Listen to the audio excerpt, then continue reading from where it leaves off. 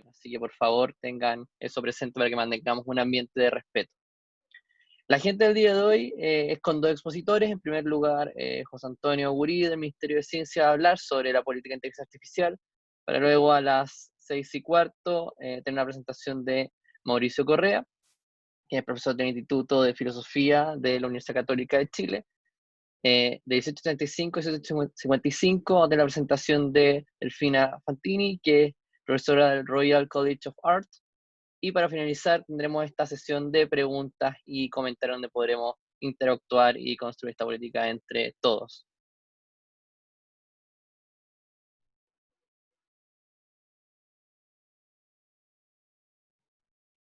Sin más, dejo ahora a José Antonio Gurí, parte del Ministerio de Ciencia, que nos va a hablar sobre la política de inteligencia artificial. José Antonio, el mando es tuyo.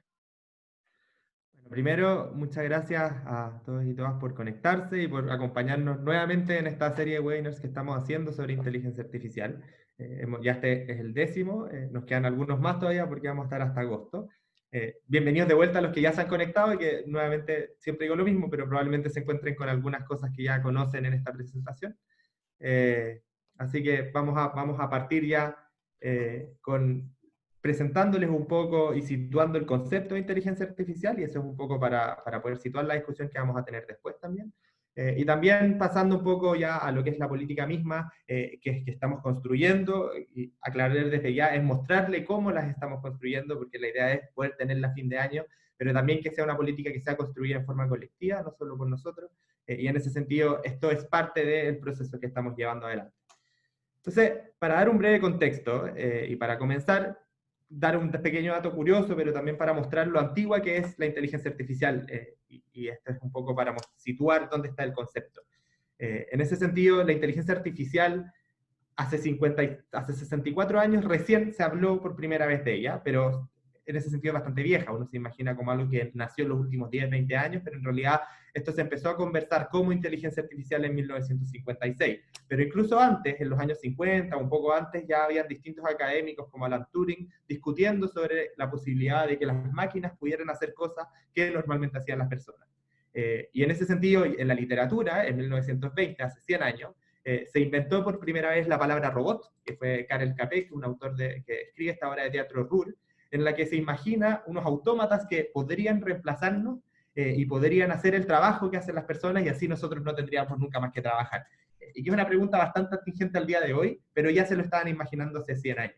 Entonces es algo que ya ha estado dando vuelta y que ha sido discutido, ha tenido altos y bajos, pero que ha tenido un boom en los últimos años, y les voy a explicar también un poco por qué.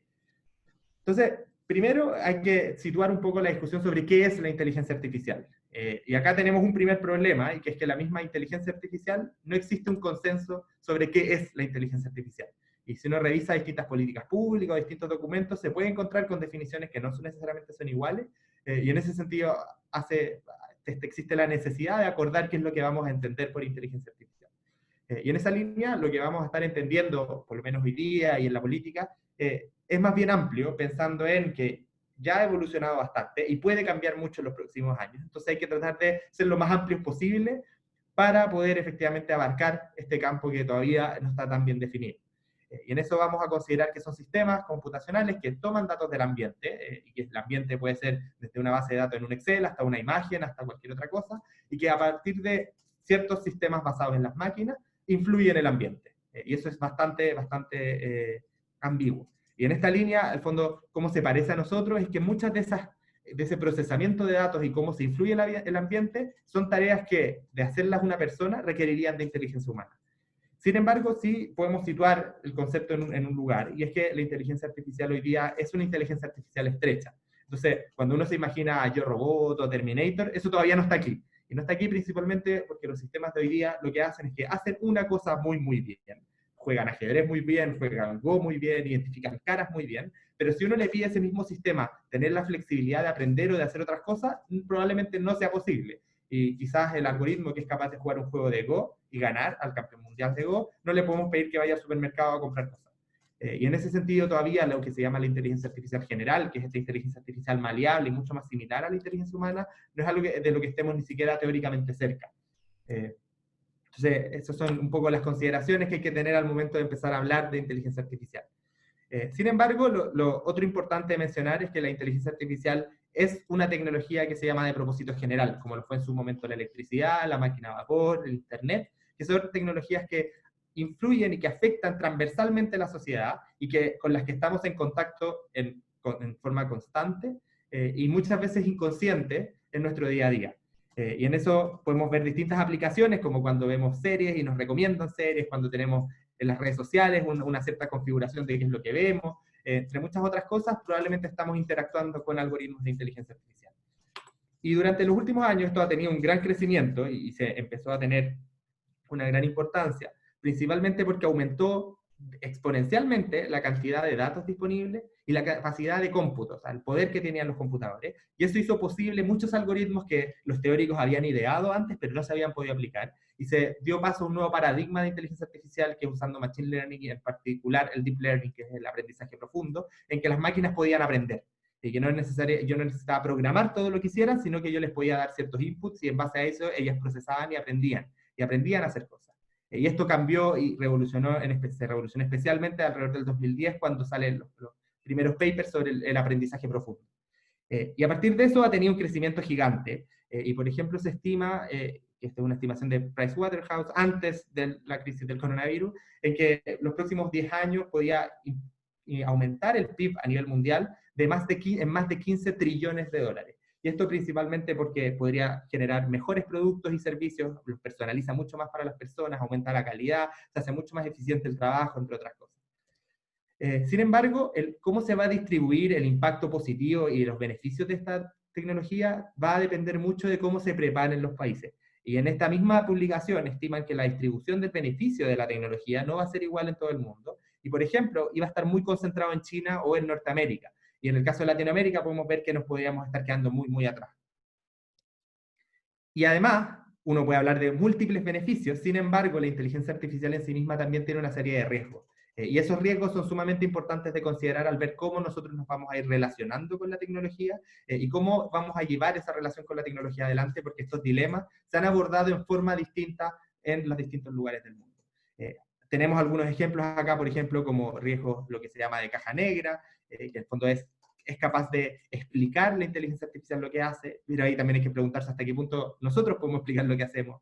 Tenemos riesgos, por ejemplo, de que pueda amplificar algunos sesgos, que puede generar algunas brechas importantes en la seguridad, entre muchas otras cosas. Y en particular uno que siempre se destaca, y es porque es una de las cosas que se viene a la mente fácilmente cuando uno habla de inteligencia artificial, es que la automatización, que es algo que viene antes y no necesariamente con inteligencia artificial, podría aumentar mucho y afectar áreas distintas con la inteligencia artificial. Y algo sumamente preocupante es que la discusión sobre cómo vamos a adoptar principios éticos y sobre cómo vamos a enfrentarnos y a relacionarnos con esta tecnología ha sido también sumamente desigual. Y uno podría pensar de que hay cosas que son universales, y esto probablemente nuestros invitados van a hablar mucho más sobre esto y yo solo voy a anunciar algunas cosas, pero lo que se ha visto es que no es así. Y con un experimento tan simple como el experimento del tranvía, en el que uno tiene que decidir el tranvía a quién mata, y en este caso, si uno lo lleva al campo de los vehículos autónomos y hay que decidir con la programación del vehículo autónomo a quién va a atropellar o no, son discusiones que hoy día no están resueltas y que a nivel mundial, si uno revisa las preferencias de distintos lugares, por ejemplo en Asia, en Latinoamérica, en Europa o en Norteamérica, lo que preferirían son cosas distintas. Entonces nos da pistas de que la discusión local y la discusión regional es sumamente relevante en la construcción de estas políticas. Sin embargo, en este mapa se ve, este es un mapa del año pasado, esto ha ido cambiando un poquito, pero hasta ese momento, que es mediados del año pasado, la discusión estaba concentrada en Estados Unidos y en Europa, y es una discusión que se ha llevado mucho menos en el sur en general y en Asia en general. Y esto también se refleja en cómo se han desarrollado las estrategias y las políticas. Vemos que esto también es del 2018, pero en el fondo muestra que la mayoría de las estrategias y políticas están nuevamente en el hemisferio norte, pero nosotros acá le pusimos unas estrellitas a algunos casos que están empezando a aparecer en el hemisferio sur. Sé que hay algunos en África, pero me concentré en actualizar Latinoamérica, que es un poco lo que tenemos acá cerca. Sin embargo, esto que existe una estrategia no necesariamente es que ha sido exitosa, y en algunos casos se han publicado estrategias que no se han podido implementar, y por ejemplo hoy día la mexicana o la argentina, después de los cambios de gobierno, no se sabe si continúan en implementación. Y en ese sentido es un desafío como Latinoamérica el poder construir estrategias y políticas que efectivamente nos ayuden a aprovechar los beneficios que nos puede traer la tecnología, pero también hacernos cargo de los riesgos que puede presentar. Y en ese contexto nosotros hicimos un análisis de esto desde el Ministerio de Economía primero y también desde Ciencia, y el año pasado, a mediados de año, el presidente nos encargó como ministerio generar esta política que tiene una particularidad, que no solo buscamos empoderar y aprovechar todos los beneficios que nos puede traer el desarrollo y la aplicación de la inteligencia artificial, sino que también tenemos el mandato de potenciar y propiciar la participación de todas las personas y todos los ciudadanos en el debate sobre las consecuencias legales, éticas, sociales y económicas y cómo queremos nosotros relacionarnos con la tecnología. Al final es una decisión que entre todos tenemos que ir tomando de cuál va a ser nuestra relación en los próximos años con la tecnología, en especial en un mundo que va cambiando rápidamente y que también la tecnología influye mucho en cómo nosotros somos. Y en ese sentido, hoy día estamos en el proceso de construcción de esa política, que ha tenido varios tropiezos por algunas pequeñas cosas que han ocurrido, como el virus el que estamos teniendo, y que en ese sentido nos han obligado a reprogramar importantemente la política, pero también nos han dado la oportunidad de ampliar los espacios de comunicación y de participación. Y en eso, por ejemplo, tenemos un proceso abierto de participación ciudadana en que cualquier persona u organización puede participar y puede hacerse parte y puede formar mesas, discutir y enviarnos sus insumos, y eso va a estar abierto hasta el 30 de agosto en la página del Ministerio de Ciencia. Estamos haciendo esta serie de webinars mucho más informativos, pero en los que también podemos tener un espacio de conversación al final, los estamos haciendo desde mayo, y van a extenderse hasta el 25 de agosto, y hemos visto un montón de temas distintos, que van desde adopción en la industria hasta desde una perspectiva desde el psicoanálisis, hoy día que vamos a estar hablando de ética y muchas otras cosas. Y luego el segundo semestre esperamos poder ya tener el borrador de la política que va a ser sometida a consulta pública para finalmente ser lanzada a fin de año. Y este proceso participativo, para mostrarles un detallito, es un proceso que va a estar hasta el 30 de agosto. Ahí está el link de la página del Ministerio donde pueden encontrar los detalles y ojalá puedan hacerse parte ustedes como personas, pero también como organizaciones. Mientras más insumo y mientras más abierto y más masiva sea la participación, mejor. Esto es incluso antes de tener un borrador, porque creemos que la discusión tiene que ser incluso antes sobre cuáles son las prioridades que debiéramos tener, y a partir de eso ir redactando y bajando también a un borrador concreto que esperamos tener a fin de año. Y la política en sí misma tiene tres ejes, y esto es algo que hemos ido trabajando, que son un poco lo que creemos que tienen que guiar el desarrollo de esta política en los próximos 10 años. Lo primero son los factores habilitantes de la tecnología, y eso es básicamente qué necesitamos para entrar en esta carrera de inteligencia artificial. Y ahí hemos identificado principalmente tres cosas. Lo primero es necesitamos capital humano. Necesitamos que hayan personas que conozcan sobre la tecnología, pero incluso más allá que eso, necesitamos todos tener un conocimiento mínimo sobre nuestra interacción con la tecnología.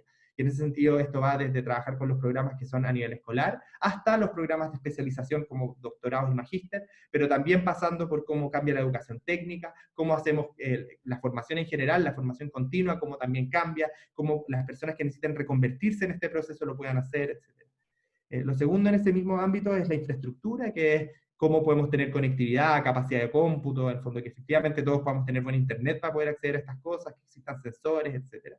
Y lo tercero es también que existan buenos datos, y estos datos tanto del Estado como del sector privado, y que esos datos puedan estar disponibles, obviamente siendo sumamente protegidos, jamás vulnerando a las personas, pero que también exista un ecosistema de confianza donde pueda haber espacio para trabajar con los datos. Lo segundo es el desarrollo mismo de la inteligencia artificial y un poco el mercado, y es cómo potenciamos la investigación, cómo potenciamos el desarrollo de universidades y empresas, la transferencia tecnológica, los emprendimientos, y al otro lado también cómo potenciamos la demanda, cómo potenciamos el hecho de que tengamos desde el Estado una mayor demanda de ética, una demanda de inteligencia artificial y con marcos éticos, y al mismo tiempo desde los privados cómo se acelera y se aumenta la adopción de esta tecnología. Y por otro lado, el tercer eje, y que es un eje que es bastante heterogéneo y es lejos el más desafiante de todo, es el eje que involucra la ética, aspectos normativos, impactos sociales y económicos. Y acá tenemos que discutir múltiples cosas, y un poco es la idea de la discusión de hoy día también en el webinar, que va desde cómo vamos a abordar los temas de privacidad, cómo vamos a abordar los temas de responsabilidad frente a los algoritmos, cómo vamos a abordar la ciberseguridad y la ciberdefensa, y por ejemplo, cuando probablemente en Chile es algo que no se ha discutido poco, pero en otros países están discutiendo el uso de armamento de guerra autónomo, por ejemplo, entre muchas otras cosas, dentro de ellas la automatización, que son sumamente relevantes discutir y llegar a consensos como sociedad en cómo tenemos que avanzar en este aspecto. Y sin más, con eso yo termino mi breve presentación, y los vamos a dejar ya con los invitados. Y una última cosa, se los voy a repetir al final, pero aprovecho de repetirlo varias veces. Como dije, estos webinars están siendo todos los martes a las 6 de la tarde. La próxima semana vamos a estar hablando con 3 abogados sobre privacidad, así que bastante relacionado a lo que vamos a discutir hoy día en algunos ámbitos, así que también dejarlos desde ya muy invitados para el próximo martes.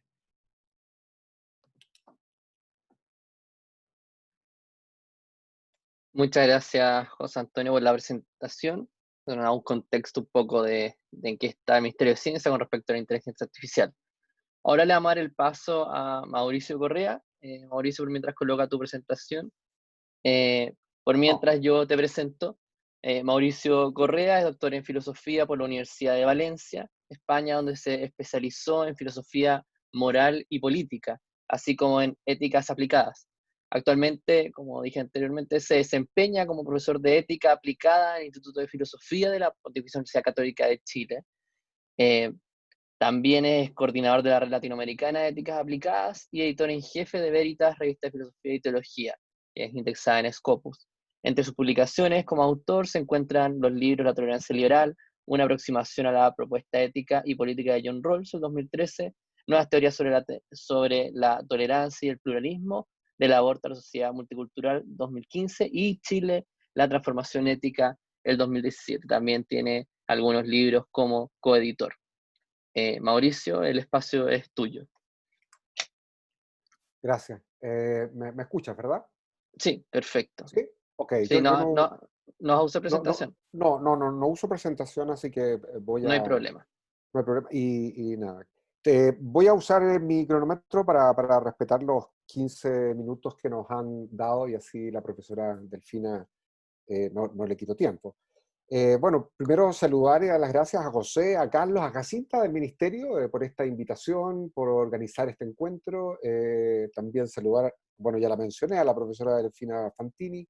Un gusto conocerla y poder participar juntos con esta convocatoria. Tengo 15 minutos para decir muchas cosas, así que voy a hacer, casi voy a lanzar el índice y poco más, digamos, y luego si quieren volvemos sobre algún punto.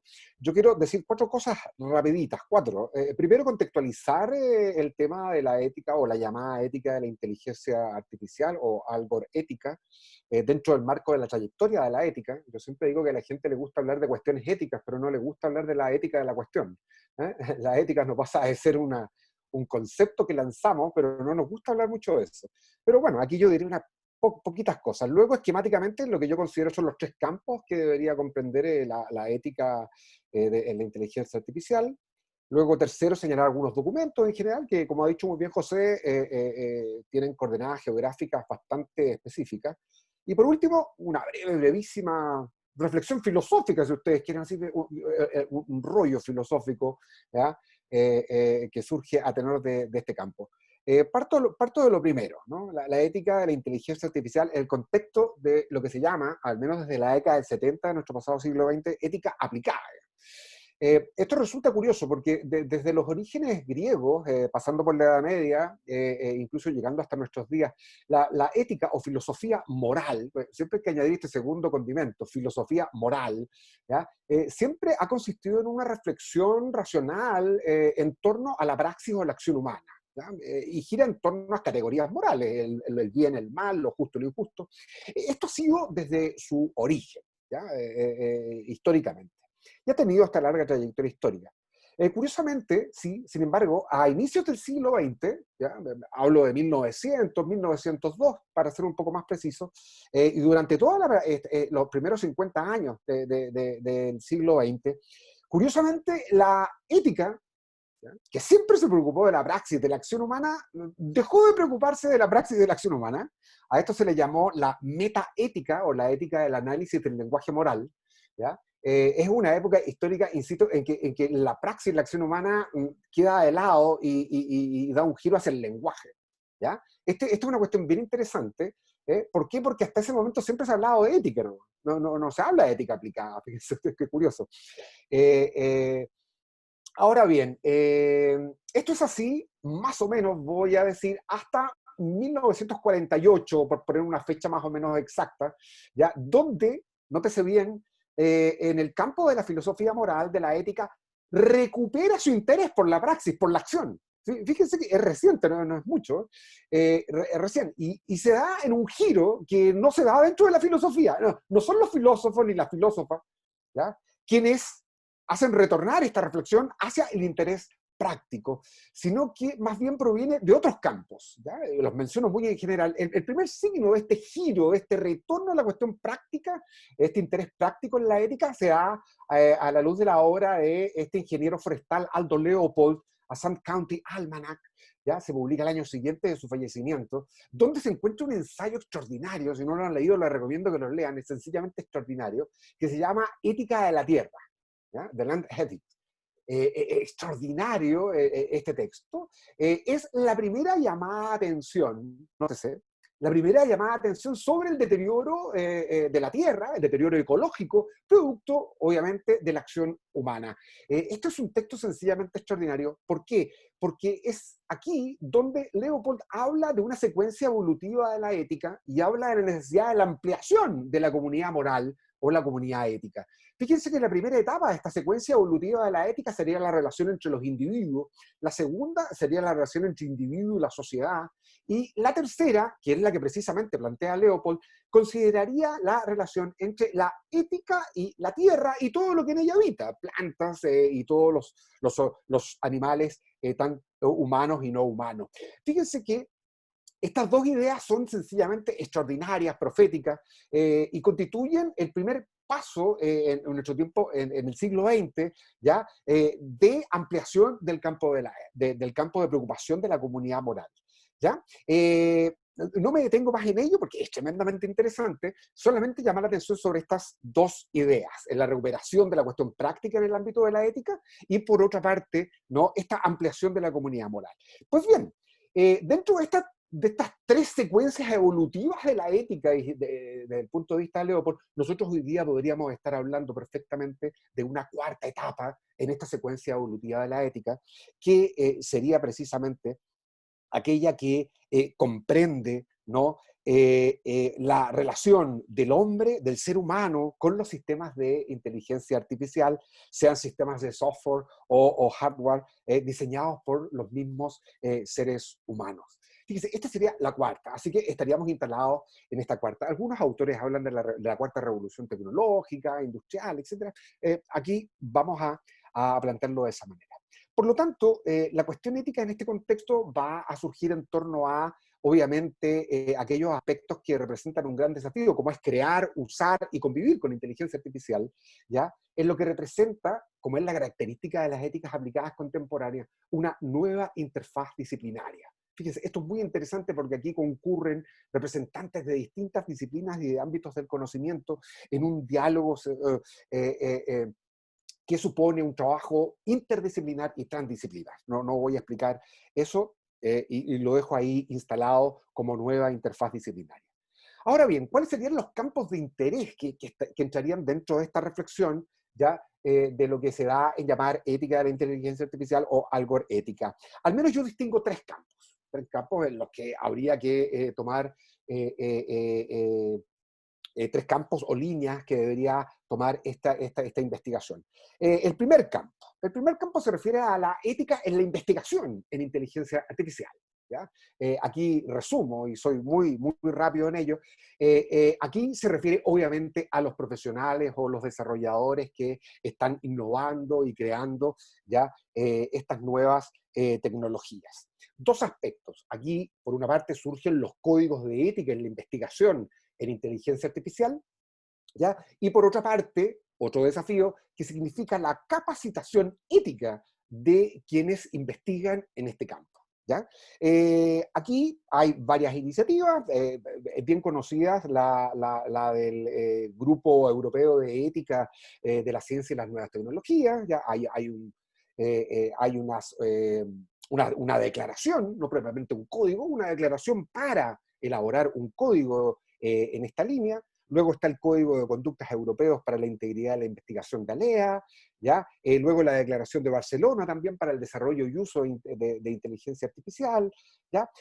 Todas pautas, ya insisto, que siguen un poco la línea tradicional de lo que es o lo que son todos los distintos campos de investigación, ¿ya?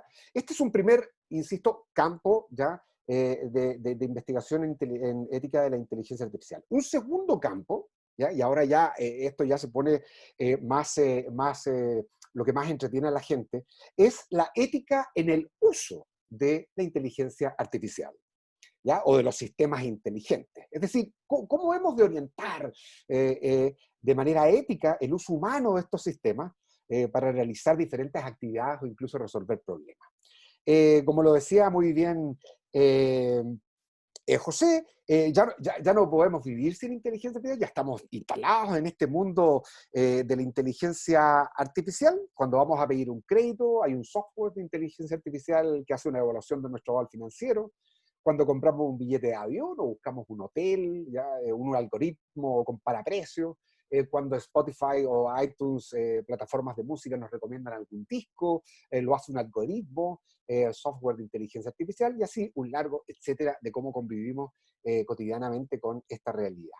Ahora, la inteligencia artificial en sí misma no es ni buena ni mala, y todo va a depender del uso que le demos a nuestra vida.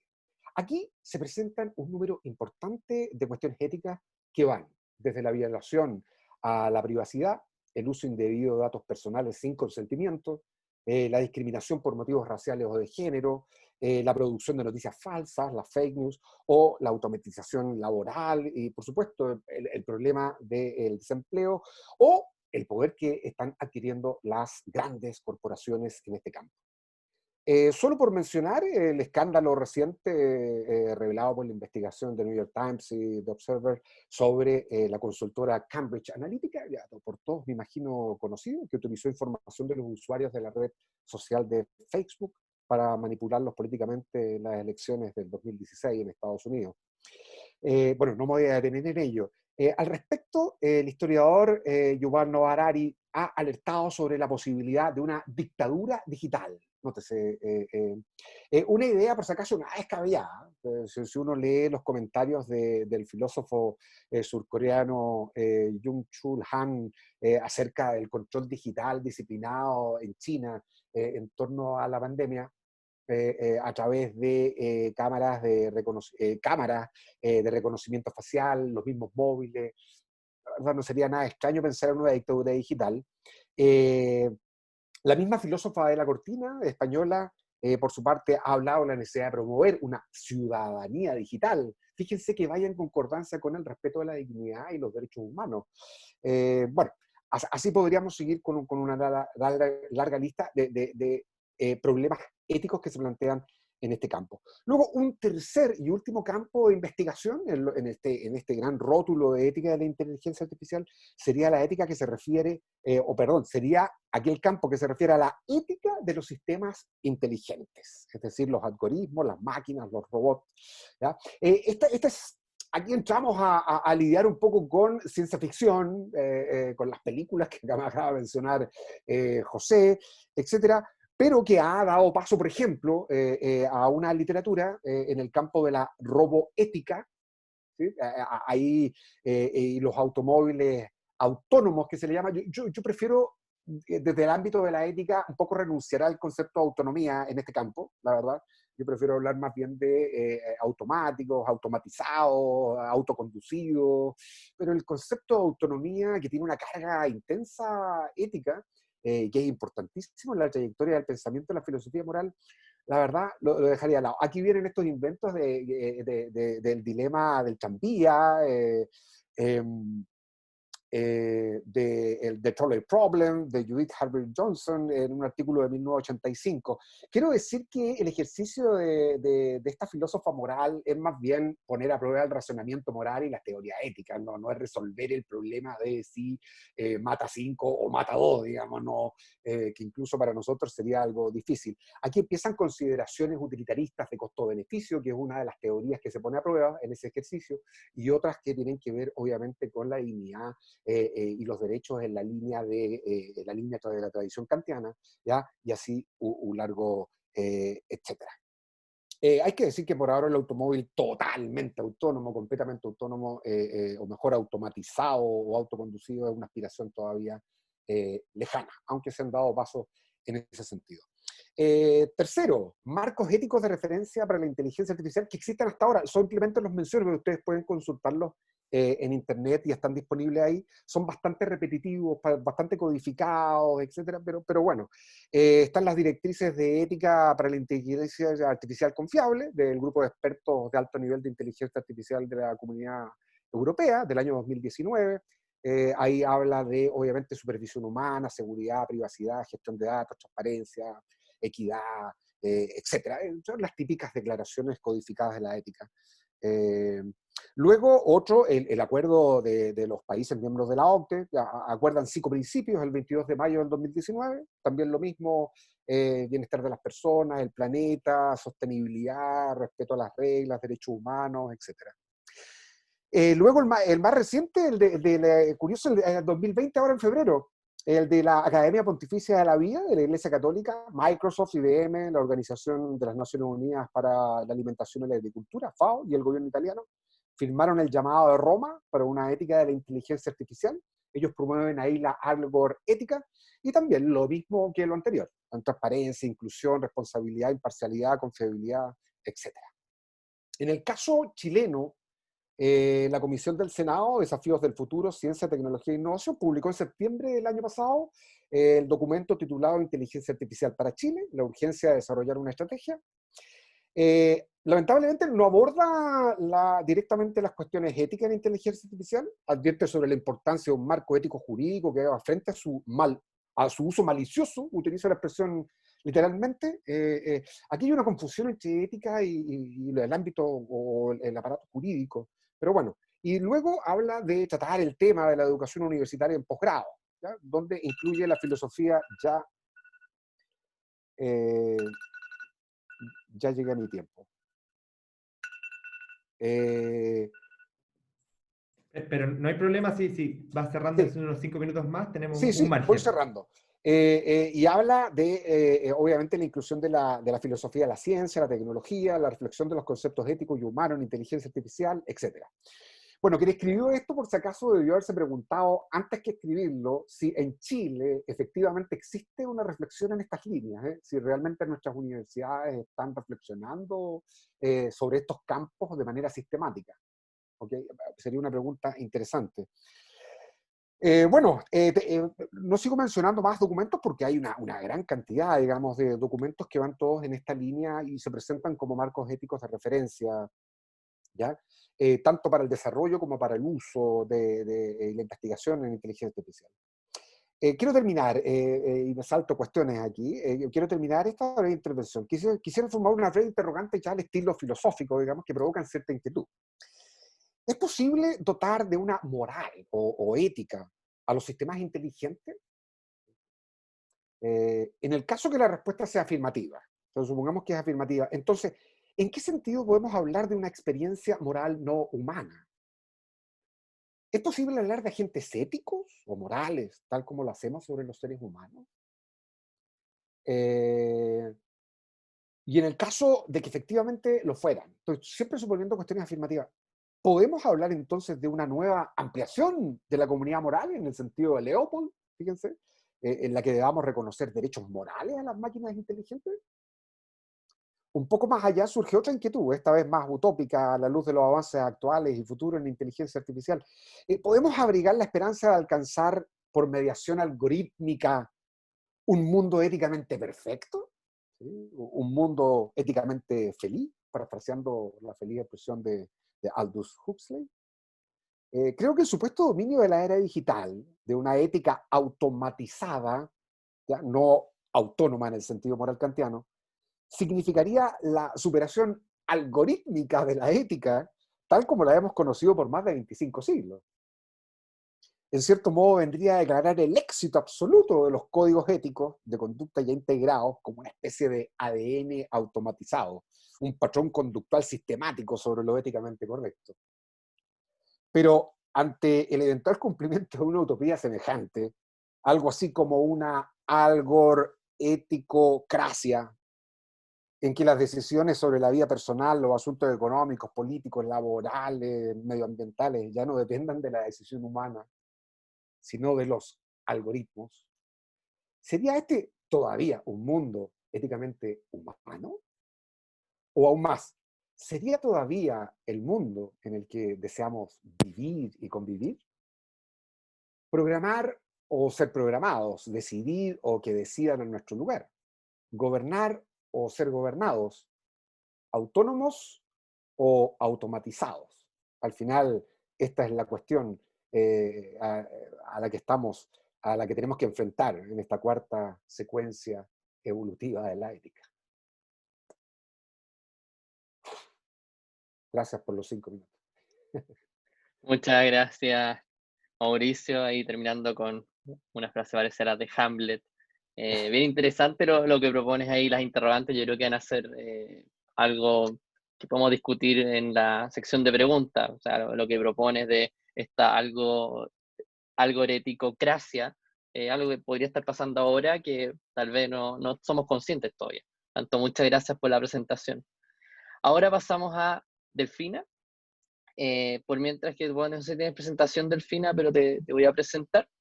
La doctora Delfina Fantini Van Ditmar se graduó de bióloga de la Universidad Católica de Chile y en el 2016 se gradúa en el doctorado en diseño del Royal College of Art, con una tesis titulada, que quise mencionar esto, de Idiot, donde cuestiona la inteligencia y problemas sociopolíticos de la casa inteligente. Hoy trabaja en esta institución como profesor e investigador en el Departamento de Design Products, Information Experience Design. En el 2019 la doctora Fantini participó en el Parlamento Europeo en el evento 13 Years of the Web, Where Do We Go Next?, organizado por el Next Generation Internet, INESTA. Ha sido profesora visitante en varias universidades y centros de estudio, y el 2011 obtiene el premio Heinz von Forster de Viena, entregado a la contribución jovial más significativa de la conferencia anual. Delfina, por favor, el mando es tuyo y muchas gracias por acompañarnos hoy. Muchas gracias por la invitación y muchas gracias, Mauricio, por tu comprensiva introducción a la ética en el contexto de inteligencia artificial. En mi presentación yo me voy a basar en un poco un contexto histórico, sobre todo del tema del Internet de las Cosas, y mi charla va a ser un poco dar más ejemplos prácticos y también voy a problematizar la tecnología. Para muchos de ustedes que quizás no están tan familiarizados con el tema de Internet de las Cosas, se puede describir como un sistema digital donde los objetos son conectados a Internet, donde son identificables digitalmente, donde son programables. Estos objetos conectados pueden enviar datos, no siempre, pero muchas veces pueden recibir datos también, pueden conectarse a estos dispositivos y pueden responder a los algoritmos que los gobiernan, y muchas veces esta respuesta no requiere intervención humana. En términos estadísticos, se espera que en el 2020, un poco muy interesante lo que decía José, no sé cómo va a afectar esto del COVID con todo este desarrollo tecnológico, pero quizás no es tan malo, da un poco más tiempo para pensar y quizás también introducir los aspectos éticos que vamos a discutir más tarde. Bueno, en el 2020 se esperaría que hay 31.000 millones de objetos conectados y en 2025 75.000 millones de objetos. Con esta cifra se puede ver que la extensión de las implicaciones no son menores. Hoy día vamos a hablar de ética, pero como ustedes ya saben, yo enseño en el Departamento de Diseño de Productos, por lo tanto eso también tiene bastantes connotaciones en el términos ecológicos de lo que significa para el planeta fabricar todos estos objetos que utilizan metales y que luego, si no están destinados para una larga duración, terminan nuevamente como desechos y no muchas veces están planeados para reutilizarse ni para desensamblarse y ser reutilizados de otra forma. Como dije, voy a partir con un contexto histórico, y esto para mí es muy interesante. El término Internet de las Cosas se produce en 1999 por el investigador del MIT, Kevin Ashton, y el primer uso fue en un sistema de distribución de cadena de Procter & Gamble, como pueden ver aquí en esta imagen. Hay una larga cadena de distribución y la tecnología se usaba inicialmente para traquear y monitorear productos. Por lo tanto, aquí hay un origen industrial de la tecnología, donde los parámetros que se evaluaban era la optimización, la eficiencia, el tracking, la administración, la reducción de costos, y los servicios es el control, monitoreo, predicción y automatización. Esto claramente hace bastante sentido cuando uno lo aplica a la industria, pero aquí es muy importante empezar a pensar si estos son los parámetros que nosotros tenemos que aceptar que manejen y gobiernen lo que es el cuerpo con toda la tecnología de los wearables, las casas en el Smart Home y también las ciudades inteligentes. En esta presentación yo me voy a basar especialmente en estas dos áreas porque me gustaría problematizarlas, aunque no sean muy obvias. Los casos que generalmente he hablado son más que nada el auto, pero esta tecnología, conjunto con lo que se llama acá, por lo menos en inglés, es el surveillance capitalism. En castellano la traducción es, me imagino, vigilancia capitalista. Es importante cuando esta tecnología se integra a nuestra intimidad, como es el cuerpo, como es la casa y como son nuestros alrededores, nuestras ciudades. Otro tema importante de tomar en cuenta es el lenguaje de estos objetos inteligentes. Están impregnados de atribuciones humanas. Si ustedes se fijan en el marketing de todos estos productos, estos objetos te conocen, te entienden, te predicen. Aquí, como pueden ver en la presentación, la primera imagen yo la tomé en el metro. Thoughtful things, pensantes, y acá en la otra imagen ustedes pueden ver que este Nest, que es este termostato inteligente, dice que te conoce. Acá tengo al creador de este Nest, que luego vendió esta compañía a Google, Tony Fadell, que también fue la persona que diseñó el iPod. Dice que desde los inicios nuestra visión era crear la casa consciente, una casa más intuitiva, pensativa y también más linda para mirar. Yo en mi tesis describí un poco lo que es el sistema actual del paradigma algorítmico, que fue muy distinto al entorno donde se empezaron a crear las primeras cosas de Internet de las cosas. Hoy en día hay una representación y modelamiento de datos en el dominio del entorno y del comportamiento. Como mencioné antes, estos objetos inteligentes se integran al cuerpo y también a nuestro entorno más directo, que es la casa y también las ciudades. Esta agregación de datos, por la gran capacidad computacional, genera modelos predictivos basados en Big Data y Machine Learning. Y además, esta automatización puede ser en tiempo real, con capacidad de controlar muchas veces lo que pasa sin absolutamente ninguna intervención humana. Acá hay una frase que a mí me gusta mucho y es que si la data es el nuevo petróleo, entonces la casa, las ciudades y también nuestro cuerpo sería el nuevo Texas. Por lo tanto, hay que pensar lo que está pasando y hay que mirar muy bien lo que vamos a aceptar o no. Y si ustedes se fijan en lo que va a seguir en mi presentación, yo siempre hablo de inteligencia con brackets, porque esta idea y esta palabra parece muy suprema, parece que viene de arriba y parece que no es contestable y que es neutra, y en realidad es bastante debatible y depende de un gran sistema de valores, y por lo tanto esta discusión de la ética es fundamental que la tengamos y que se integre, no solamente en estos modelos y marcos que Mauricio mencionó antes, pero cómo estas cosas que se hablan, ya sea en la academia, en ciertos parlamentos, se empiezan a aplicar en las aplicaciones que estamos teniendo y en los objetos que ya están introducidos en nuestras casas. Otro concepto que me gustaría hablar esta tarde para ustedes, aquí ya son las 1 de la mañana casi, es el tecnosolucionismo. Y esta idea a mí me importa mucho porque en gran parte esta tecnología viene pensada desde Silicon Valley, de una mentalidad muy particular. Y este concepto, que lo escribió Evgeny Morozov, el periodista, actualmente escribe mucho para The Guardian, y trabaja en el Smart City de Barcelona, que es actualmente uno de los, yo diría que las regulaciones más éticas que yo he visto en lo que son los casos aplicados. Escribe un libro que se llama To Save Everything, Click Here, que se puede traducir como para salvar todo, aprieta acá. Y es esta tendencia de que solucionamos todo mediante la tecnología, y esto generalmente soluciona un no problema, algo que ni siquiera es un problema para nosotros. Por ejemplo, un tostador tiene que ser ahora inteligente, la cafetera tiene que ser inteligente, la aspiradora tiene que ser inteligente, nuestras ciudades tienen que ser inteligentes. A problemas que son complejos, y muchas veces los problemas complejos no son tan lineales que se pueden solucionar con simples algoritmos, requieren debates y requieren, un poco como Mauricio también dijo, equipos transdisciplinares y discusiones éticas. Voy a pasar del tecnosolucionismo un poco a hablarles de cosas que tenemos que prepararnos también con esta inteligencia que viene con los objetos, y para esto voy a citar un escritor de ciencia ficción que se llama Bruce Sterling, Él habla de que en general estos objetos no siempre nos hacen la vida más fácil y que tenemos que estar preparados para objetos que sean spam, para robo de identidad del usuario que generan fraude y vandalismo, fallas de software que hacen que los objetos más simples vayan a ser inutilizables, objetos peligrosos e incontrolables, por ejemplo una cocina inteligente que se puede activar a grandes temperaturas y es imposible detenerla por medios análogos, y también emergentes e impredecibles comportamientos, objetos que antes eran inertes, ahora son carísimos, quisquillosos, frágiles, irremediablemente complejos, como dice él, y también muchas veces subversivos a ciertos valores.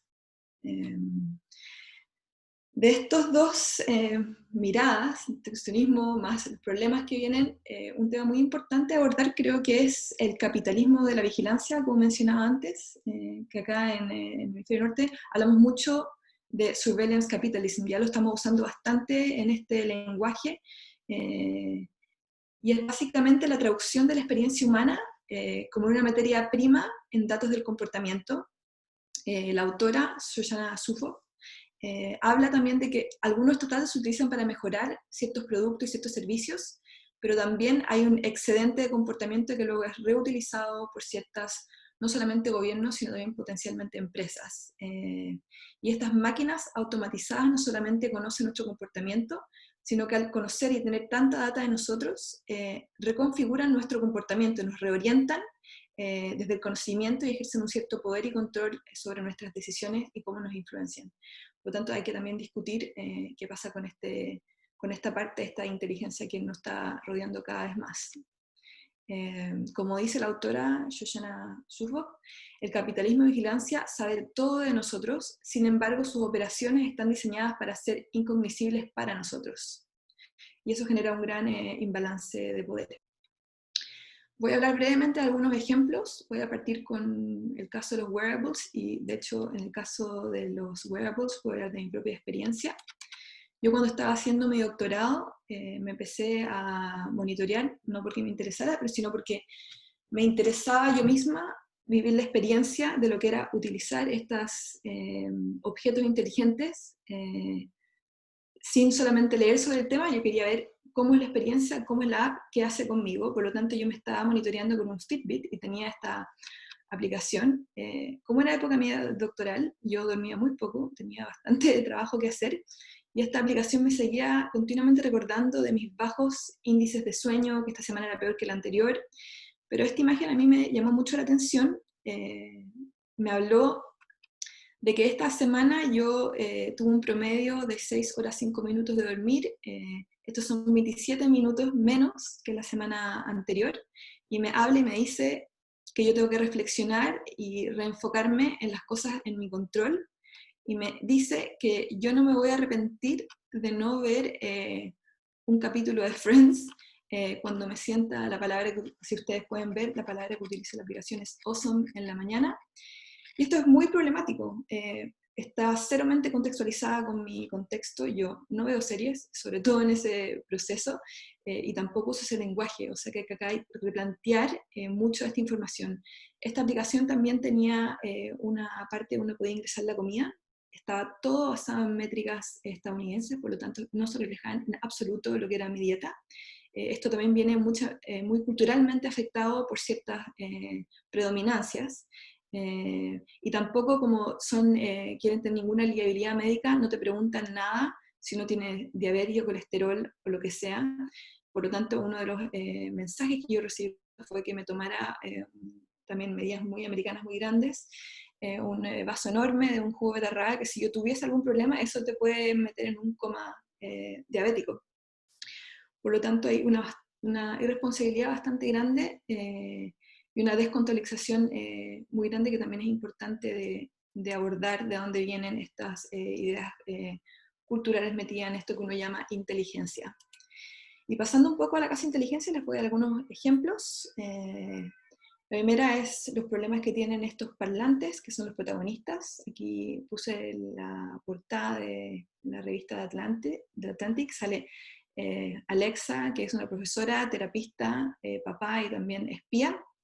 Estos parlantes vienen equipados con micrófonos muy sensibles que escuchan todo el tiempo lo que uno hace, y esto genera un gran problema en cómo esta información puede ser utilizada en términos de venta y publicidad, y también errores. Muchas veces ha pasado que estos speakers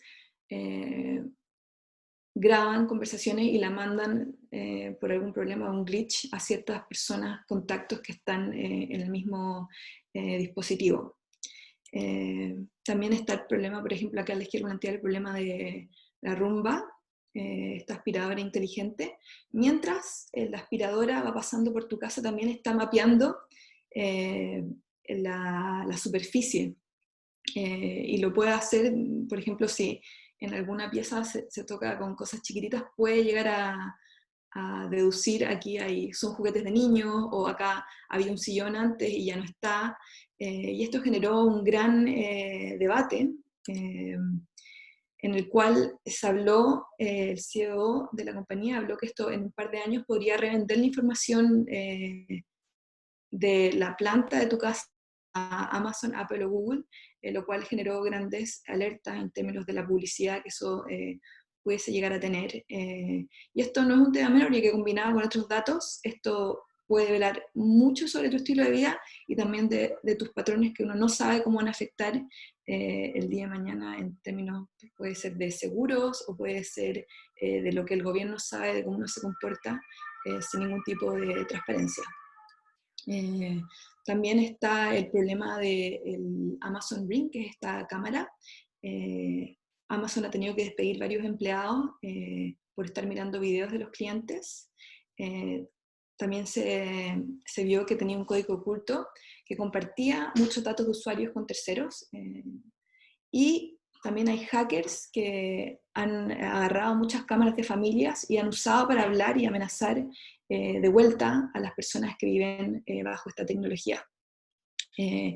Hoy en día también se habla del problema que este Amazon Ring, que es de Amazon, una compañía, tiene bastantes conexiones con policías, más de 1.300 departamentos en Estados Unidos tienen conexión con Ring, y hay bastantes grupos de derechos humanos que han pedido la prohibición de este reconocimiento facial, que también depende de Amazon, que se llama Recognition, que al parecer puede representar una gran amenaza para los inmigrantes y minorías religiosas.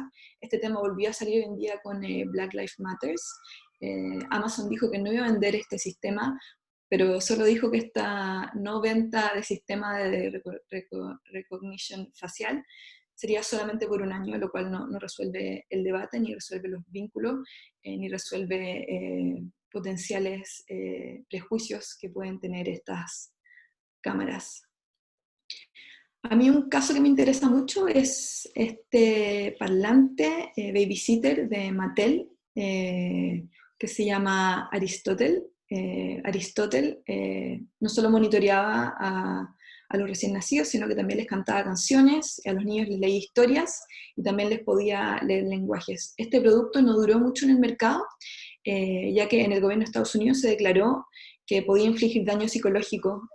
No hay mucho control de lo que este parlante inteligente le podía contar a un niño y los potenciales daños que si esa información fuera inadecuada podría causar. Y además, un grupo muy importante en contra de este parlante fueron un grupo de campaña para una vida de los niños sin comerciales desde que sean muy pequeños. Ahora voy a seguir con un par de problemas de las ciudades inteligentes. Las ciudades inteligentes, de nuevo, con esta vaga idea de la inteligencia, en general son internacionalizadas, se caracterizan por la automatización, siempre tienen ideas de sostenibilidad y se caracterizan por la optimización, conectividad, limpieza, salud y conceptos bastante más complejos como la felicidad, por ejemplo. Yo concuerdo con la autora Shannon Matter en que la ciudad no es un computador. Nuestro paradigma actual de la ciudad como computador atrae porque marcan el desorden de la vida urbana como programable y lleno de sujetos que son de orden racional, por lo tanto estos algoritmos podrían controlarlo y hacerlo mejor fácilmente, lo cual parece una verdad obvia, que la realidad es bastante más compleja que esto y que las cosas tienen que debatir bastante más allá que un código matemático, pero está siendo desafiado por tecnólogos que hablan como si pudieran reducir la problemática urbana a simples algoritmos, y esto se ha visto aplicado en bastantes casos de ciudades, sobre todo en el Medio Oriente. A mí me interesa hablar hoy de Dubái, por ejemplo. Dubái, el programa de Smart City que tienen viene con un moto de la felicidad, se llama Happy Dubai, y quieren hacer Dubái el país más feliz del mundo. Están asociados con IBM, que como se puede leer abajo, quiere boost esta felicidad con la tecnología. Acá tengo algunos screenshots de lo que es el programa de la felicidad de Dubái. Subrayé, no tenemos mucho tiempo, por lo tanto voy a ir directamente a ciertos puntos. Acá dice que ellos generaron una definición de felicidad que está científicamente alineada con la comprensión de la felicidad en Dubái. Esto genera un reduccionismo, hay una definición de felicidad, y además hay una estandarización, hay un entendimiento compartido de lo que es la felicidad de una persona en la ciudad. Además hablan de una fórmula subjetiva del bienestar, lo cual es bastante debatible. Ahí podemos tener temas más filosóficos más tarde. Otro caso que me interesa es Toronto. En Toronto hay una parte que fue atribuida a Alphabet, que pertenece a Google, que se llama Sidewalk Labs.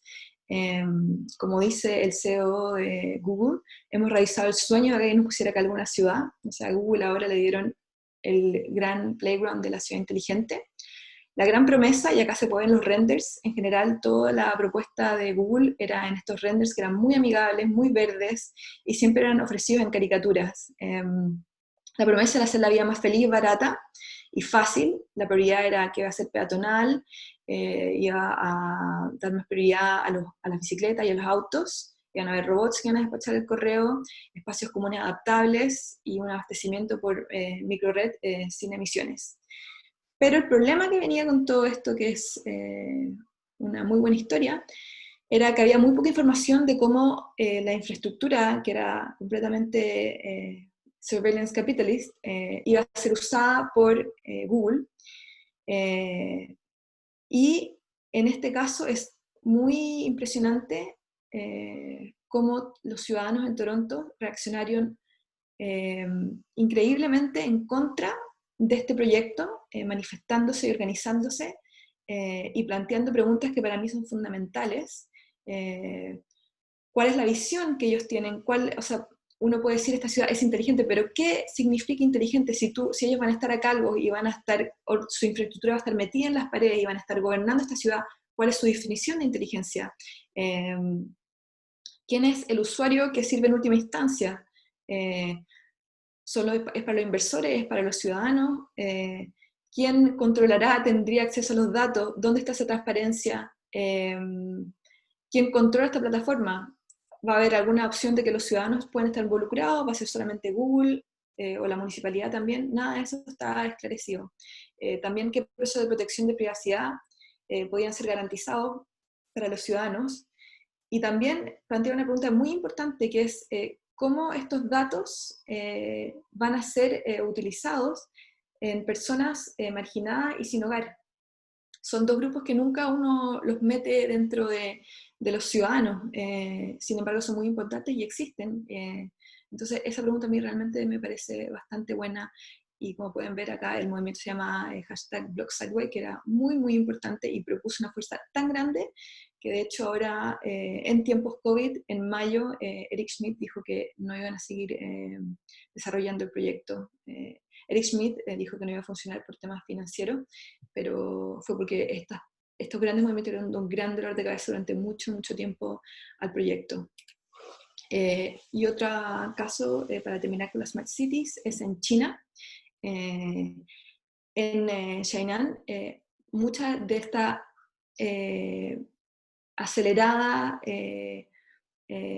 incrustación de surveillance capitalism en la ciudad ha sido usada para capturar a ciertas minorías musulmanas, que no solamente fueron reclutados gracias a toda la tecnología que estaba alrededor de la ciudad, que decía ser inteligente, sino que además una vez que reconocían a las personas y los monitoreaban cómo pasaban por la ciudad, agarraban a estos ciudadanos y se los llevaban a unos centros de indoctrinamiento, lo cual ha sido bastante debatible, sobre todo estos últimos meses. Por lo tanto, al suponer que la tecnología es neutra y objetiva, asumimos erróneamente que el sesgo es imposible, lo que resulta pasar por alto potenciales impactos éticos sociopolíticos. En este contexto despolitizado se considera que la innovación tecnológica solo tiene efectos positivos. Acá puse una frase de Eric Schmidt de nuevo. Para ellos la tecnología no se trata de software y hardware, hoy en día es de capturar datos ilimitados para hacer un mundo mejor. Y si ustedes siempre se fijan en los discursos, incluso como lo que mencionó Mauricio antes, de Cambridge Analytica, siempre, por ejemplo, Zuckerberg decía, nosotros queremos make things better, hacer las cosas mejores, les pedimos perdón. Y esa es la misma excusa que se puede ver cada vez que hackean un refrigerador Samsung, la empresa sale a dar su discurso y es siempre, nuestra intención es hacerlo mejor. Pero bajo esta intención hay que realmente, lo que en inglés se llama ver lo que es liability, y eso viene con todo un debate que tenemos que tener sobre la legalidad y la parte ética de cómo funcionan todos estos aparatos y sistemas inteligentes.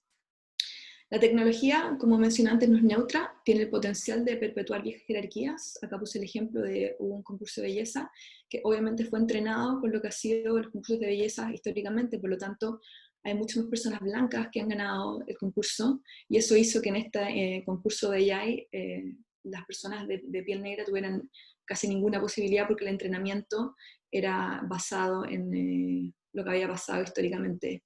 Y otro caso es el de Microsoft con este chatbot, que era un chatbot inteligente y en algún minuto empezó a tirarse unas frases de Hitler y también apoyando a Donald Trump. Por lo tanto, siguen habiendo, por más que las cosas se llaman inteligentes, no son neutras, siguen siendo diseñadas por seres humanos que crean estos algoritmos con un sistema de valores, y eso lleva nuevamente a discriminaciones y también desigualdades que vienen entretejidas dentro de esta inteligencia que espero en el futuro sea más debatible. Hay un par de fuentes de sesgos. Una es el entrenamiento de datos, como decía, que puede ser el caso de lo que pasó con el concurso de belleza. Por ejemplo, el reconocimiento facial sea básicamente entrenado con personas blancas, lo cual garantiza el racismo a personas de otros colores, y en general perjudica a grupos no privilegiados que no se los mete en este entrenamiento. Y otra opción es el prejuicio intencional, o sea que los algoritmos ofrecen una forma atractiva de lavar sesgos, y de esta manera empresas y gobiernos pueden redirigir estos algoritmos a las intolerancias preferidas o convenientes, como lo que hablé en el caso de China, que targeteaban a estas minorías musulmanes en esa región de Ciudad Inteligente. El algoritmo puede ser no intencional, no siempre los sesgos son intencionales, pero siguen siendo muy negligentes y tienen consecuencias muy grandes. Por lo tanto, hay un riesgo muy grande en el no cuestionar esta gran inteligencia, como dijo, siempre viene en estos brackets. Como dice la autora Susana Shukov, tenemos la idea de que conectividad es de alguna manera intrínsecamente prosocial, innatamente inclusivo, o tiende naturalmente a la democratización del conocimiento. Pero hemos podido ver que no es necesariamente siempre así. Por lo tanto, es muy, muy importante que sigamos debatiendo qué hacer con esta idea de progreso tecnológico que se viene. Y como dice la abogada Antoinette Hugo, hay una gubernamentalidad algorítmica, los impactos de este giro computacional están lejos de ser triviales y es un nuevo modelo de gubernamentalidad que no tiene precedentes, por lo tanto realmente tenemos que pensar todas las cosas que vienen con esto. Es muy importante entonces cuestionar la inteligencia de las cosas, los valores y políticas detrás de esta inteligencia, ya que transforma radicalmente la manera en que administramos, pensamos, entendemos y vivimos.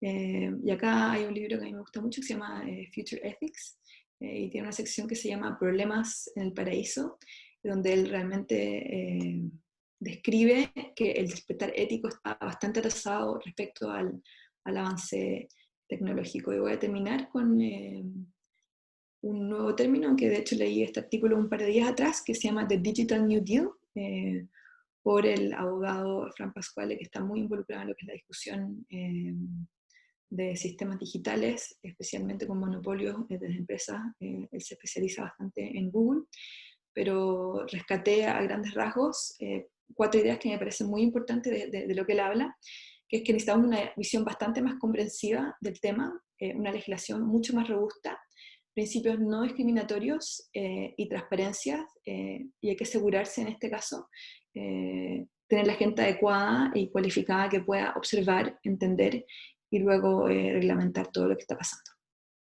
Así que eso fue mi presentación para hoy. Muchas gracias, Delfina. Súper interesante ver cómo, no sé, uno también queda, siendo sincero, que un poco helado, porque uno dice, escucha tanto este discurso de hacer la tecnología para el bien, pero muchas veces ahí, y ahí se combina con lo que dice Mauricio, hay harto que cuestionar y hay harto que un poco entender sobre esa tecnología que está haciendo y que también otros fines tiene. Cosas que muchas veces nosotros vemos solo como un beneficio, pueden ser bastante perjudiciales en el corto, medio y largo plazo. Por lo tanto, lo que propones es algo que hay que darle una segunda o hasta una tercera vuelta antes de llegar a aplicarlo. Así que muchas gracias, Delfina, por la presentación. Ahora pasamos a la sección de preguntas. En ese sentido nos llegaron un par y también, nuevamente, si quieren hacer algún tipo de pregunta, por favor escríbanla y nosotros procedemos a comunicarla para que aquí puedan comentar. Vamos a empezar con la de Patricio Lascano. Tiene varias, así que vamos a empezar con la que nos acaba de mandar. Dice, pregunta para Delfina. Y también, pues, si alguien quiere complementar de Mauricio José Antonio Feliz. Todas estas recomendaciones y análisis de riesgos éticos, ¿cómo se compatibilizan con el desarrollo tecnológico? Yo quería sumar un doble clic a esa pregunta, como para los dos también. Además del fondo de cómo se compatibiliza muchas veces el desarrollo tecnológico acelerado, que muchas veces va más rápido que la discusión ética, cómo también resolver en esa misma línea la tensión que existe de las características locales, que al final la idiosincrasia de cómo está desarrollándose en China, en Estados Unidos, en Europa, en Latinoamérica, con el hecho de que son tecnologías globales y que la mayoría de las empresas más grandes son multinacionales y todo eso. Entonces también cómo desarrollar la atención de lo local con lo global. Yo creo que sí juega, por ejemplo, yo he visto diferencia, mi zona de especificaciones, más que nada, yo hoy día estoy en Europa también por motivos porque veo que acá hay grandes avances y hay grandes discusiones y se toman en serio estas cosas en el Parlamento Europeo. Yo estaba en unas discusiones y sé que está bastante metido en la agenda. Acá pasó lo del GDPR, o sea, han habido cambios y se han metido en lo que fue, por ejemplo, Internet. Y el GDPR no ha pasado en otros países. Yo tengo la creencia que en Estados Unidos, o sea, por suerte pasó lo de Cambridge Analytica y creo que hoy en día es bastante más fácil abordar estos temas, pero sigo creyendo que en Estados Unidos es bastante más predominante la idea que esto de tener muchas políticas y muchos debates frena lo que es la innovación. Hay un freno de lo que son todos estos desarrollos. Por lo tanto, en Europa sí tenemos un desarrollo bastante más lento de tecnología, como ustedes pueden observar, pero también es porque tomamos bastante más en cuenta y discutimos mucho más lo que son las consecuencias de lo que hacemos. O sea, yo sí creo que hay grandes diferencias y un poco se puede ver también con el ejemplo que di en China, que no es mi tema de especialización, pero ahí se puede ver que no hay absolutamente ningún debate ético de lo que se está haciendo con estas, por ejemplo, minorías en sus ciudades inteligentes. Y como también se puede ver, después Latinoamérica en general, por suerte ahora hay más iniciativas, esta es una de ellas, o lo que es África, en general adquiere ciertos modelos en Latinoamérica, por lo que yo he visto, generalmente se adoptan modelos que vienen de Estados Unidos, que yo principalmente no creo que sea el más avanzado en términos a estas discusiones éticas. Pero es como todo tiene, si uno discute y realmente esclarece esto en términos legales, disminuye obviamente la rapidez que uno puede lanzar productos. Pero a mí me siguen pareciendo, creo que esta es la manera de hacerlo, ir entretejiéndolo con lo que está saliendo y re-regulando lo que ya está expuesto.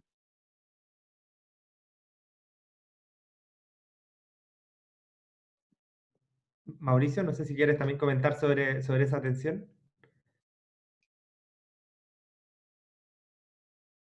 ¿Tú? Pensé que ibas a hablar tú. No, te estaba preguntando como para que tú también pudieras comentar sobre eso. Nosotros con Carlos vamos a ir tratando de canalizar los comentarios y preguntas, la idea es que ustedes puedan ir dándonos su visión con respecto a ella. Sí, no solamente hacer un comentario, un alcance, digamos. No cabe duda que este tema es tremendamente fascinante, interesante, y que es un fenómeno global, pero como lo dice muy bien Delfina, el avance, la preocupación, el interés está geolocalizado, digamos, ¿no? Tú mismo lo mostraste en el mapa.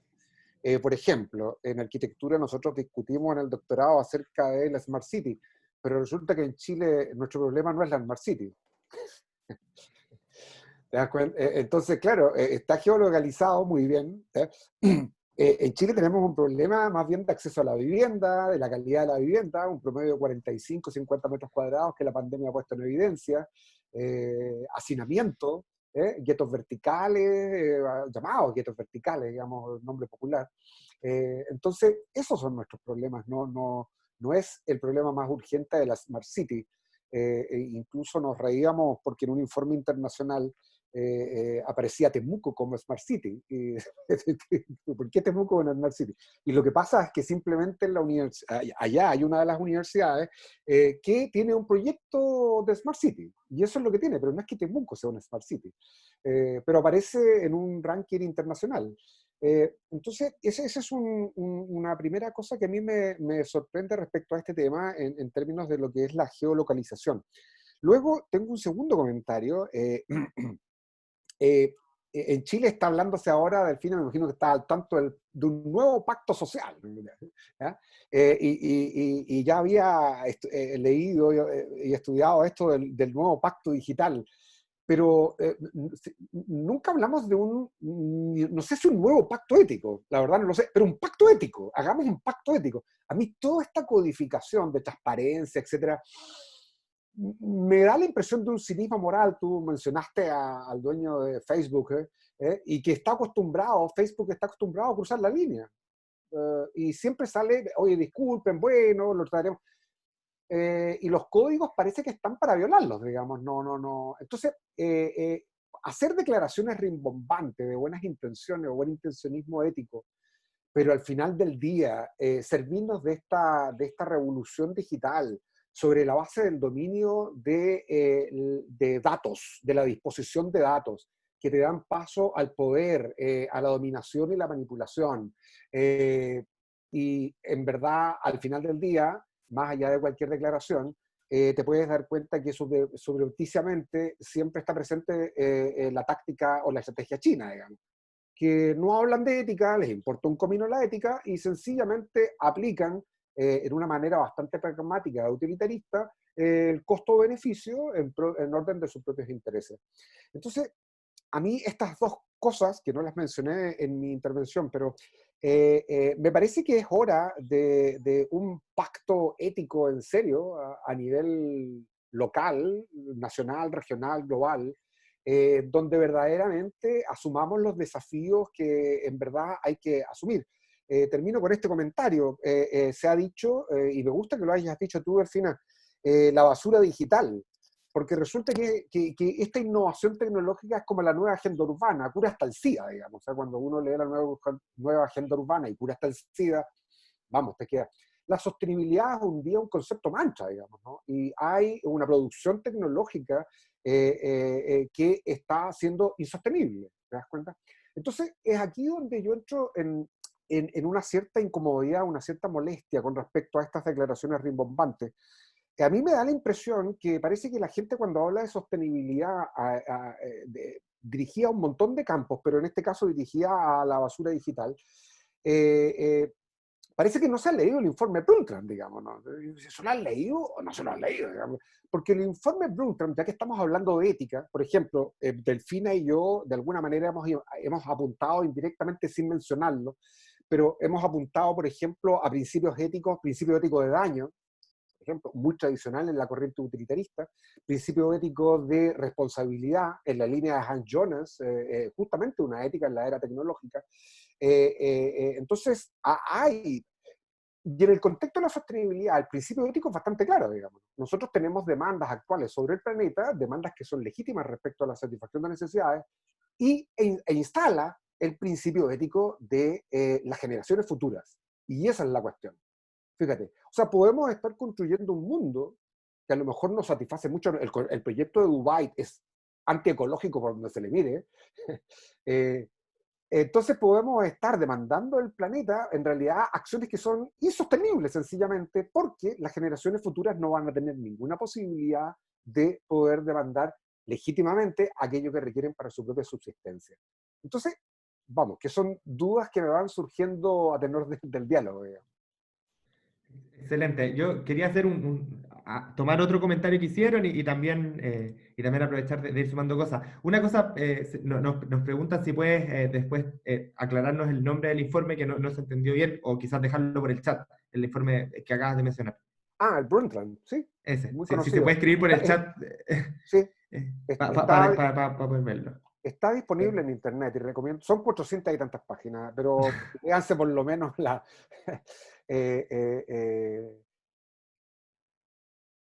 Buenísimo. Bueno, yo quería hacerle tomar un comentario que acá nos comparte Sofía Clapp y convertirlo también en una pregunta que es un poco también en relación a lo que estaban hablando recién, que comparte una reflexión y dice que le llama la atención o que tiene la impresión de que muchas veces las conductas sesgadas o poco éticas en humanos son vistas en forma menos pesimista que cuando lo hace un algoritmo. Como que el foco se va a la máquina cuando muchas veces debiéramos estar mirando a lo que hacemos nosotros, y que muchas veces se quiere regular a la máquina, pero no a nosotros. Y es muchas veces lo que se cae cuando se discute, por ejemplo, con los sesgos o con la explicabilidad. Se le exige explicabilidad a la caja negra del algoritmo cuando muchas veces nosotros no somos capaces de explicar por qué tomamos nuestras propias decisiones. O se le exige no ser sesgada cuando muchas veces los sesgos provienen de la persona. Entonces, ¿cómo abordar como esa no es distorsión, pero ese como desplazamiento de responsabilidad que se da hacia la máquina, en vez de quizás también debiéramos estar abordando la responsabilidad que tenemos nosotros en ciertas conductas?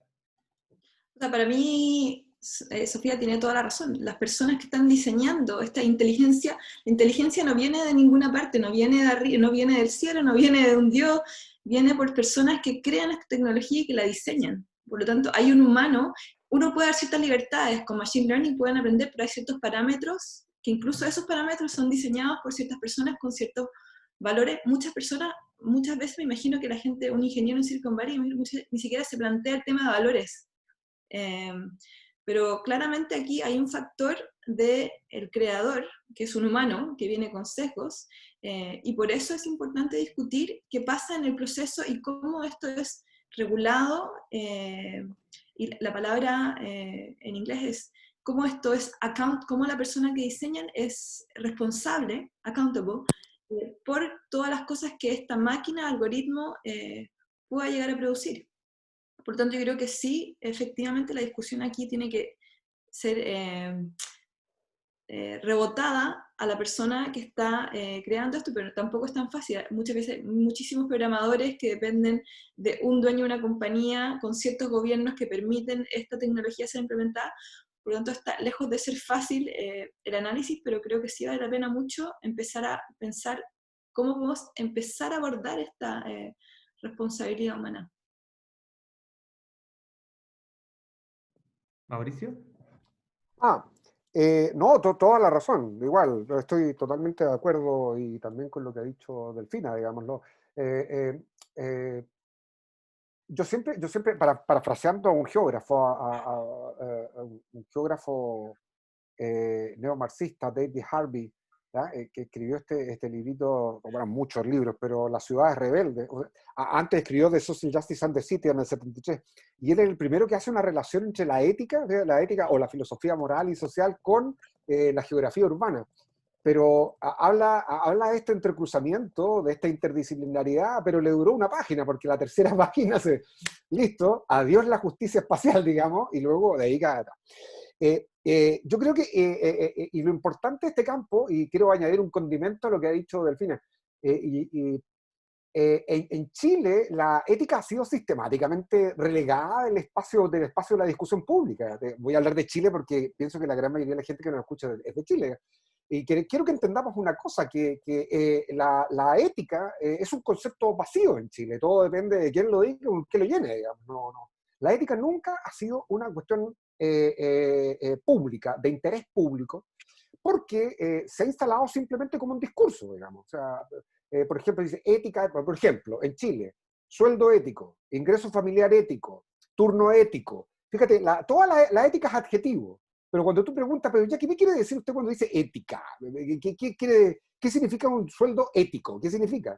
¿Sí? Y estas son distorsiones que se han ido introduciendo dentro de un cierto discurso público para el fondo no decir nada en términos éticos. ¿Por qué? Porque la ética nos va a incomodar, no solamente nos va a ofrecer horizontes de posibilidad para la realización humana, sino que también nos va a referir límites respecto a esas posibilidades. Fíjate. Entonces, en los distintos campos sistémicos, en economía, en política, etcétera, etcétera. Entonces,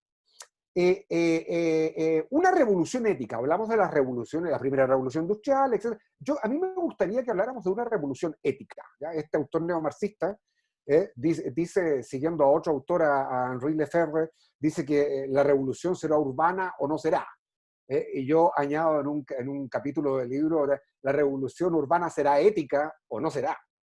Bueno, la revolución tecnológica, incluida la inteligencia artificial, será ética o sencillamente no será. Reeditaremos las formas de dominación arbitraria, de injusticia, que plagan el desarrollo de la historia de la humanidad. Así que no haremos ninguna diferencia a través de esta innovación tecnológica. ¿Por qué? Porque al final del día, como lo han dicho ya, la dimensión ética es una dimensión exclusivamente humana, y somos los seres humanos los que al final del día tenemos que hacernos responsables, tenemos que dar cuenta, ¿ya? Etc. No hay otra posibilidad. Y dependiendo de qué tanto nos alarguemos en la siguiente pregunta, pero pues quizás es la última, quizás no. Acá Antonia pregunta sobre profundizar el tema de la geolocalización de la ética. Y habla, al fondo, si la ética estaría geolocalizada, ¿podría haber o no parámetros estandarizables o aplicables a la tecnología? ¿Y cuál es la dificultad de tener algo que sea más universal? Y también pregunta, en especial, ¿cuál es la dificultad cuando se tienen morales o análisis desde la ética que son distintas desde, por ejemplo, China, Europa y Estados Unidos? Yo quería sumarle además algo más a esa pregunta, porque en el fondo, ¿cómo abordamos eso desde el mundo subdesarrollado, desde el sur global en general? Porque muchas veces en el fondo Europa quizás se puede dar el lujo de ir más lento, porque ya tiene un nivel de desarrollo muy, muy superior, pero quizás cuando uno está pensando en los países en África o en los países en Latinoamérica, quizás hay otras urgencias que van a empujar a la tecnología a hacer cosas mucho más rápido, quizás pasando por alto ciertas cosas, ciertas discusiones éticas por la necesidad de mejorar el estándar de vida.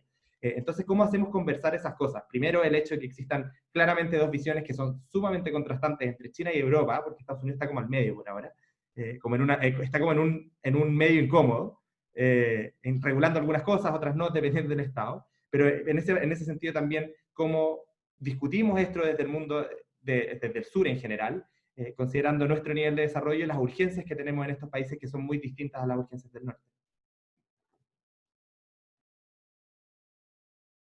No sé quién de los dos quiere partir.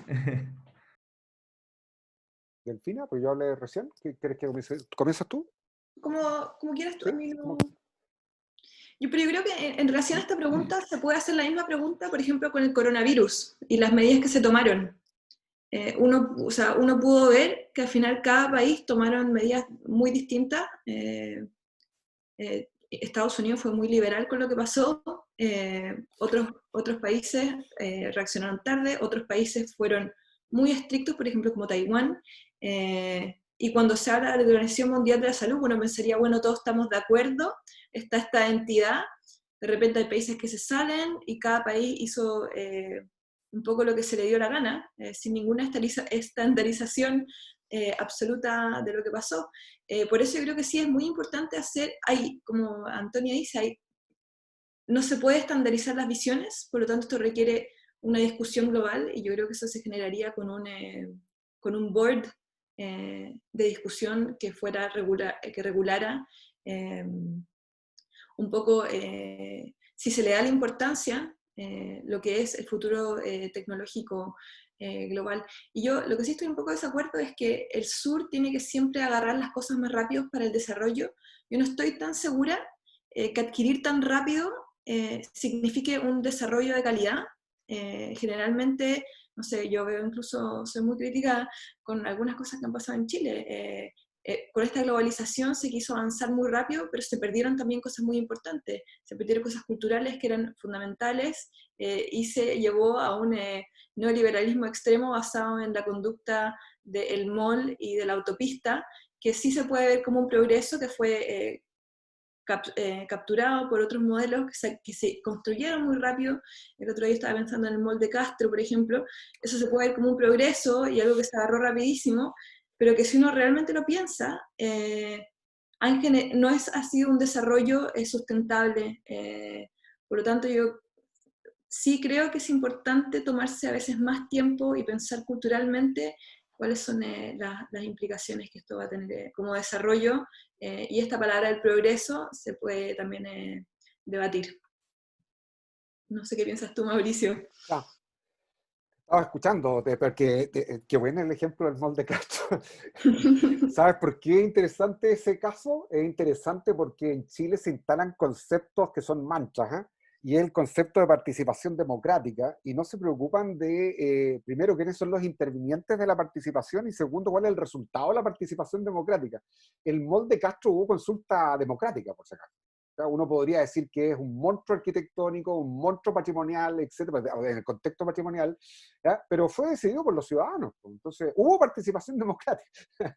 Entonces, Con la oposición del Colegio de Arquitectos. claro, exacto, con la oposición del Colegio de Arquitectos. Pero para que vean lo interesante, porque son temas que hay que debatir. A ver, yo quiero decir varias cosas, porque yo insisto, en mi libro Chile, la transformación ética, yo hablo del analfabetismo moral en Chile. E intento argumentar por qué esta interpretación.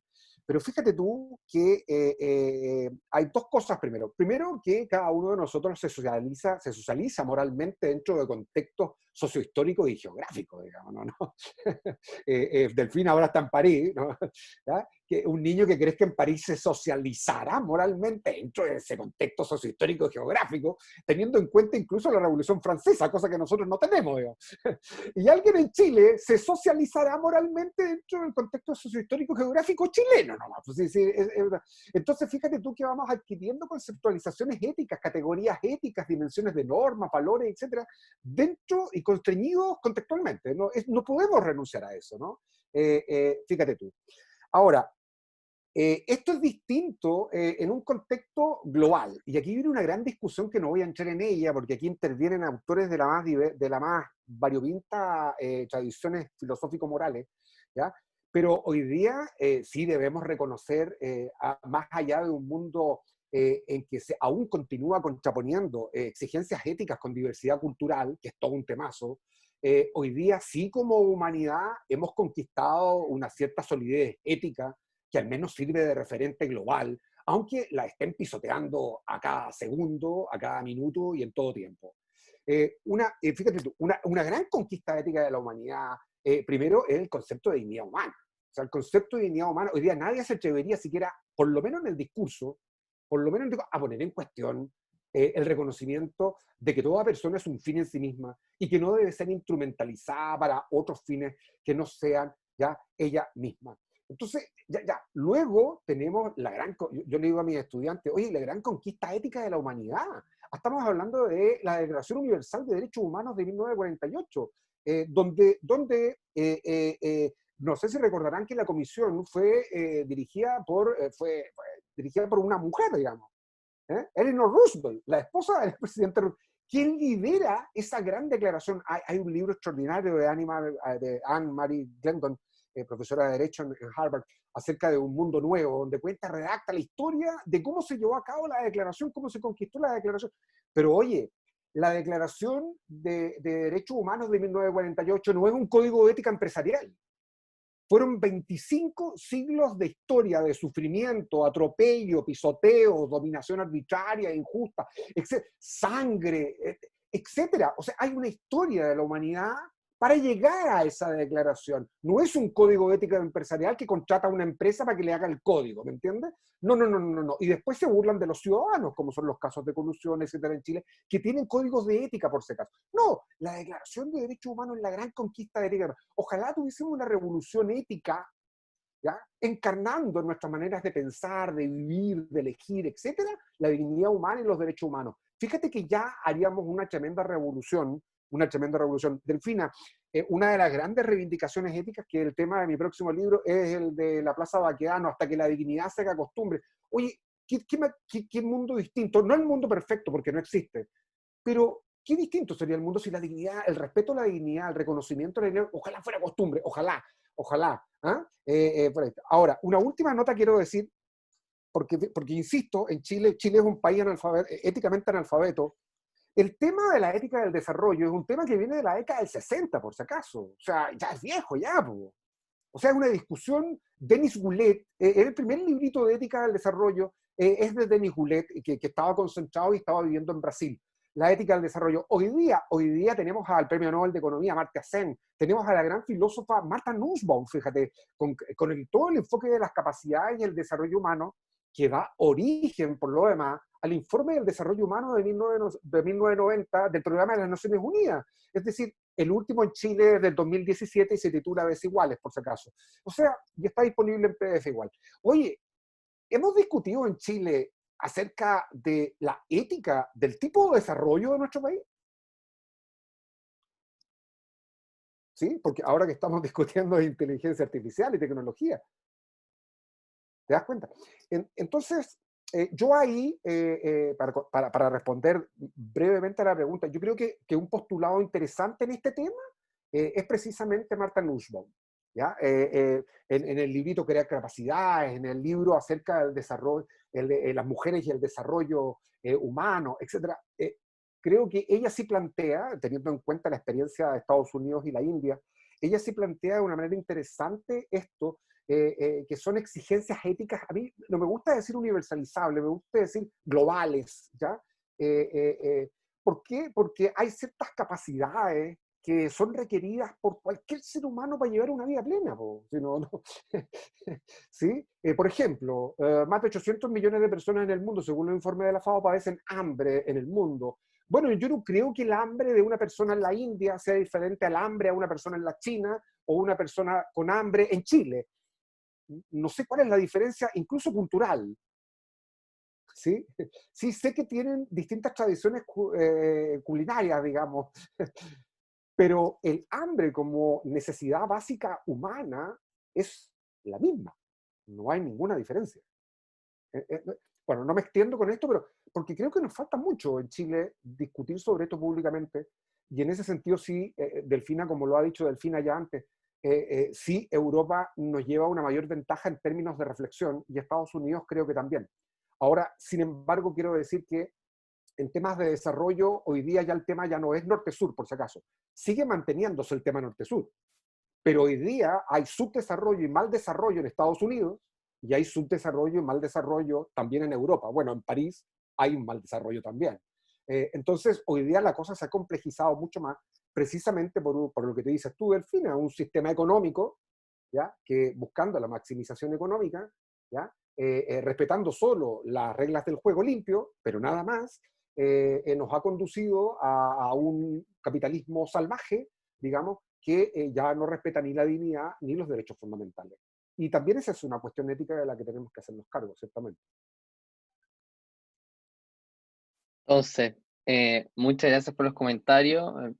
Les pido disculpas a los participantes que dejaron alguna pregunta, se nos ha acabado el tiempo y nos extendimos unos minutos más.